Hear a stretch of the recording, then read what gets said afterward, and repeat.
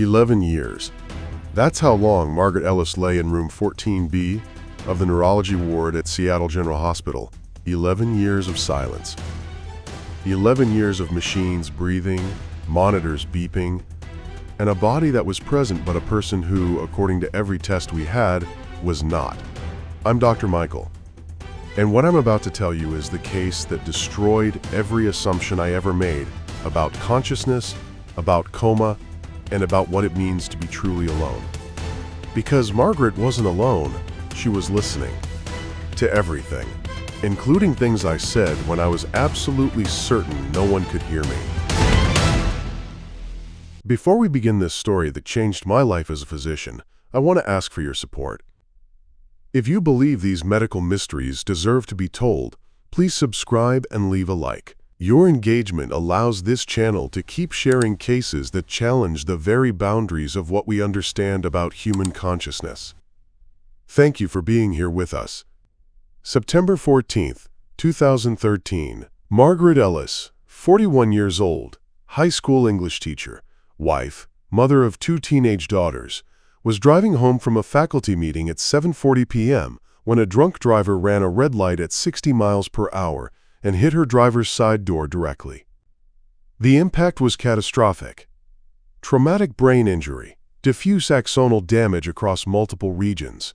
She arrived at our ER unconscious, GCS of 3, the lowest possible score. Emergency surgery to relieve intracranial pressure lasted 9 hours. When Margaret came out of the OR, she was alive. Barely, but alive. Over the following weeks, Margaret didn't wake up. She remained in what we classified as a persistent vegetative state. Her eyes would sometimes open. She had sleep-wake cycles. But there was no response to commands, no tracking, no purposeful movement, no communication. Her brainstem was functioning. Her body breathed, swallowed, responded to pain reflexively. But Margaret, the person, the teacher, who loved Fitzgerald and made her students cry reading The Great Gatsby, she appeared to be gone. Her husband David and daughters Emma and Claire visited daily at first, then weekly, then monthly. As years passed, visits became rarer. The girls grew up, went to college, got married. David, eventually, painfully, legally separated. Life moved on. But Margaret stayed in room 14B. I became Margaret's primary neurologist in 2015, 2 years into her coma. I inherited her case from a retiring colleague. Most physicians in my position would manage such cases administratively. Check the charts, adjust medications, document the unchanged status, move on to patients with better prognoses. But something about Margaret's case bothered me from the first day. Her EEG, while showing severely abnormal patterns, had occasional bursts of activity that didn't fit the typical vegetative state profile. Moments where the lines would briefly organize into something almost intentional before dissolving back into chaos. So I started visiting her differently, not just clinically. I'd pull up the chair beside her bed, sit down, and talk. My colleagues thought I was eccentric at best. My residents thought I was wasting time. But I had read the emerging research on covert consciousness, studies showing that some patients classified as vegetative actually had detectable awareness when tested with advanced neuroimaging. We didn't have those tools readily available. What I had was a chair, a voice, and a feeling I couldn't explain scientifically, so I talked. I told Margaret about my cases, not violating privacy, of course, using fictional names, but describing the medical puzzles I was encountering. I told her about my personal life. I told her when my father died in 2017, sitting in that chair because I had nowhere else to process the grief at 11 p.m. on a Tuesday. I told her when my daughter graduated from medical school in 2021, showing her the photo on my phone even though I knew she couldn't see it. I told her jokes. Bad ones. I apologized for the bad ones immediately after. I told her about the pandemic, explained what COVID was doing to the hospital, described the chaos and the fear. For 9 years, Room 14B was my confessional, my thinking space, my strange ritual, and Margaret lay there. Silent. Apparently absent. February 19th, 2024. I was doing early morning rounds at 6:40 a.m. when night nurse Patricia called me urgently. "Dr. Michael, room 14B. You need to come now." My immediate thought was deterioration. After 11 years, these calls usually meant something had failed, a blood clot, an infection that had finally won, the body giving up its long vigil. I walked quickly to room 14B, preparing myself for the news I'd expected for a decade. What I found instead stopped me in the doorway.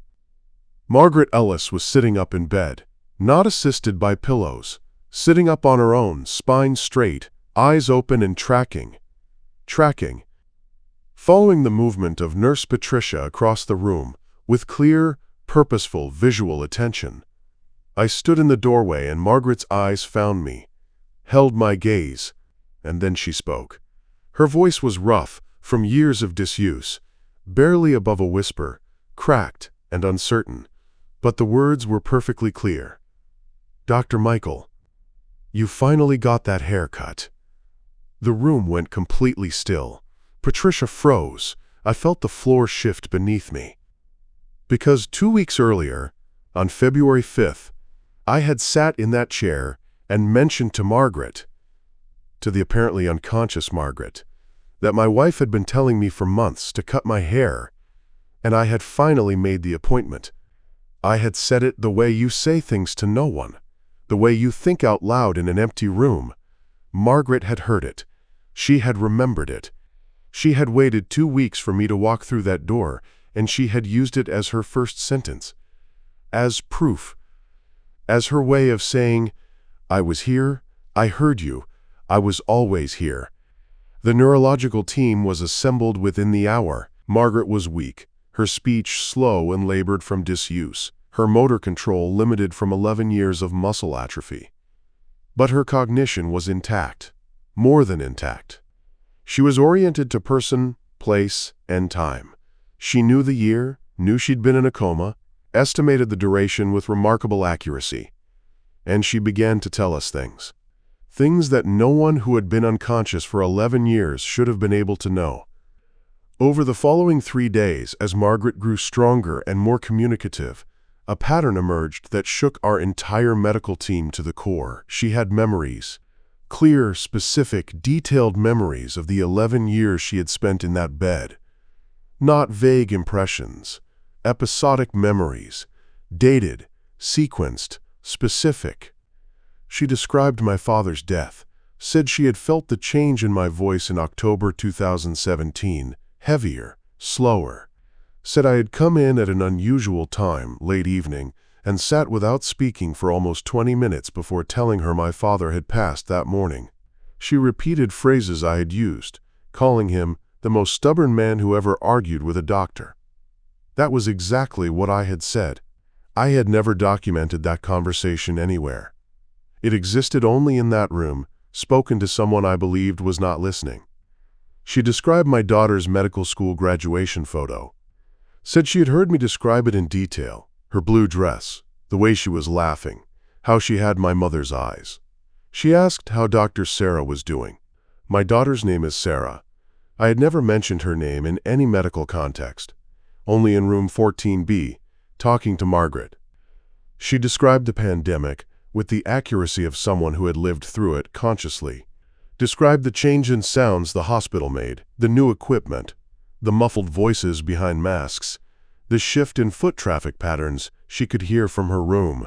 She described a night in April 2020 when I sat beside her for an hour without speaking, which I remembered was the night we lost 6 patients in one shift, and I had nowhere to put it. She remembered a joke I told in February 2022, a terrible joke about a neurologist, and a crossword puzzle that I had been embarrassed about immediately after telling it. She laughed, telling me she remembered it. The first time Margaret Ellis had laughed in 11 years happened because of a bad joke she had stored for 2 years waiting to respond to it. But the detail that broke me professionally and personally came last. Margaret described a phone call I had taken in her room in March 2023. My wife had called, upset, and I had stepped to the corner of the room speaking quietly, believing complete privacy. Margaret repeated the substance of that conversation with precision that was medically impossible to explain through any mechanism other than, she heard it. She was there. She was always there. Margaret's case was documented and submitted to the Journal of Consciousness Studies in late 2024.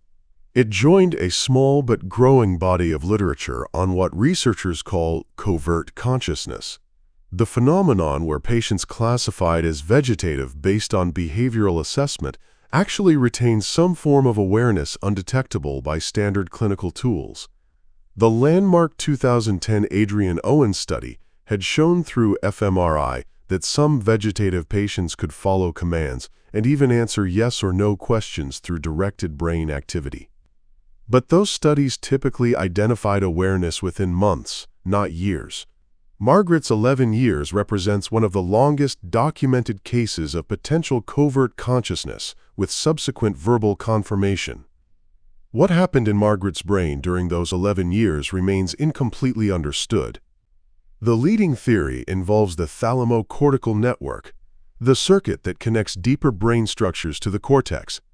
In some cases of severe brain injury, this network is damaged but not destroyed.